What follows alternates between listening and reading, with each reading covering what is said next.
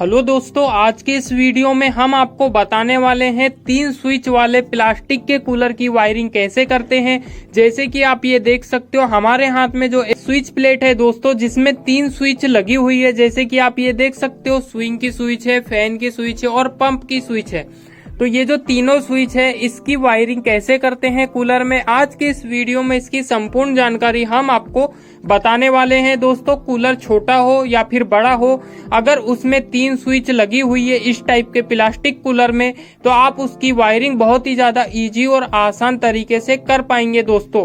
तो फटाफट से हम वीडियो शुरू करते हैं और आपको सबसे सरल तरीके से बताते हैं कि वायरिंग किस प्रकार करते हैं प्लास्टिक वाले कूलर की दोस्तों। तो शुरू करते हैं और हम आपको बता देते हैं। तो सबसे पहले आप ये देख सकते हो इस कूलर में जो मोटर लगी है दोस्तों, एक पानी की मोटर लगी है, एक हवा वाली मोटर लगी है और एक लगी है स्विंग की मोटर दोस्तों। इसमें टोटल 3 मोटर लगी है और तीनों मोटर के हमने वायर यहाँ पे निकाल लिए हैं। हम आपको बता देते हैं, ये जो 2 वायर है दोस्तों, ये ब्लैक और ब्लू वाला, ये दोनों वायर है स्विंग की मोटर के, और ये जो 2 वायर है दोस्तों ये पानी की मोटर के वायर हैं, और ये जो 2 वायर हैं दोस्तों ये है हवा वाली मोटर के वायर। तो ये टोटल 6 वायर के 3 स्विच में कनेक्शन कैसे होंगे विथ लीड के साथ में, इनके कनेक्शन कैसे होंगे, तो फटाफट से हम आपको बता देते हैं और चालू भी कर बताएंगे दोस्तों, ताकि आपको कोई भी दिक्कत ना हो हमारे इस वीडियो के माध्यम से कूलर की वायरिंग करने में दोस्तों। तो ये देख सकते हो दोस्तों, यहाँ पे टोटल 6 वायर हैं, जिसमें से पानी की मोटर के 2 वायर हैं, हवा वाली मोटर के 2 वायर हैं और स्विंग वाली मोटर के 2 वायर है। तो हमको सबसे पहला स्टेप वायरिंग का क्या करना है, एक वायर हमको पानी की मोटर का ले लेना है। आप लाल वाला ले सकते हो, ब्लैक वाला ले सकते हो, कोई भी समस्या नहीं है दोस्तों। एक हमने पानी की मोटर का वायर ले लिए, एक अब ले लेते हैं हवा वाली मोटर का वायर। ये दोनों को आपस में जोड़ देते हैं दोस्तों, और अब हम ले लेते हैं एक स्विंग वाली मोटर का वायर। तो ये स्विंग वाली मोटर का भी वायर हमने ले लिए हैं। ये तीनों वायर को हमने आपस में जोड़ दिए हैं दोस्तों, कुछ इस प्रकार। जैसे कि आप ये देख सकते हो, अब ये 3 वायर थे तो टोटल हो गए 4 वायर। 4 वायर कैसे हुए, एक पानी वाली मोटर का वायर बच गया, एक हवा वाली मोटर का वायर बच गया और एक स्विंग वाली मोटर का वायर बच गया, और ये तीनों से जुड़ा हुआ वाला एक वायर ये बच गया दोस्तों। तो कुछ इस प्रकार हमको पहले वायरिंग कर लेना है इसकी। और अब इसके बाद हमारी जो ये मेंस लीड है, मतलब मेन सप्लाई से जो लीड आई है, तो इसमें टोटल 2 वायर है। इसका भी उल्टा सीधा हम कैसा भी जोड़ सकते हैं।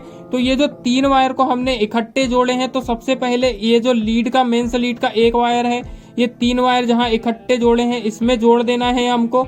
ये हमने 3 वायर जहां पे इकट्ठे जोड़े हैं इसमें जोड़ करके अब इसको हम टेप मार लेते हैं दोस्तों। टेप मारने के बाद बताते हैं हम ये जो 3 वायर बचे हैं इसके कनेक्शन कैसे होंगे। ये हमने यहाँ पे टेप मार लिए हैं और अब बच जाता है हमारे पास मेंस लीड का एक वायर, जो कि कुछ इस प्रकार का है दोस्तों, और हर मोटर का एक एक वायर। ये देख सकते हो, ये है हमारा स्विंग मोटर का, ये है हवा वाली का और ये है पानी वाली का मोटर का।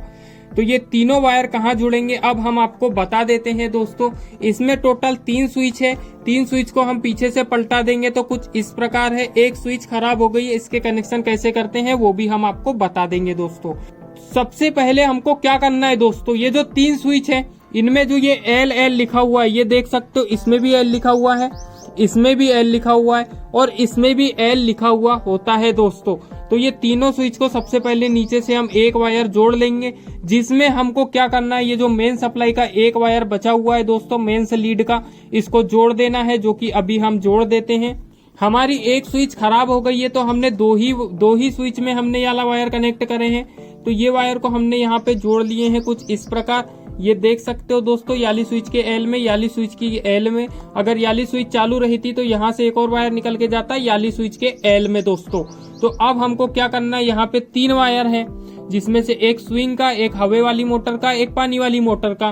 तो यहाँ पे हमको पढ़ लेना है सबसे पहले पंप यानी पानी वाली मोटर का वायर।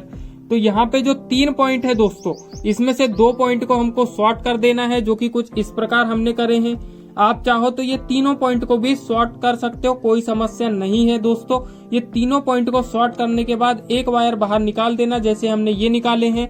लेकिन हमने तीनों पॉइंट शॉर्ट नहीं करे हैं, हमने दोनों पॉइंट शॉर्ट करे हैं और एक वायर निकाल दिए हैं कुछ इस प्रकार, जिसमें हम पानी वाली मोटर का एक वायर जोड़ेंगे कुछ ऐसा दोस्तों। तो फटाफट से जोड़ लेते हैं।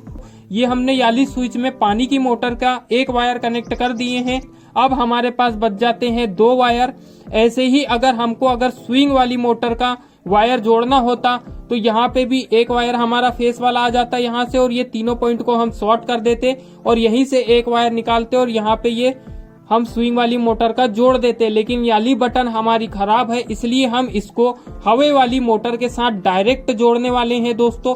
तो सेम टू सेम हमने इसको भी ऐसे ही करे हैं, याला वायर यहाँ से शॉर्ट कर दिए हैं और इसी के तरीके से एक वायर यहाँ से निकाल लिए हैं दोस्तों। तो सबसे पहले हम ये हवा वाली मोटर और स्विंग वाली मोटर को ऐसा आपस में शॉर्ट कर देंगे कुछ इस प्रकार, और ये जो मोटर के वायर हैं इसको हम जोड़ देंगे बीच वाली स्विच में दोस्तों।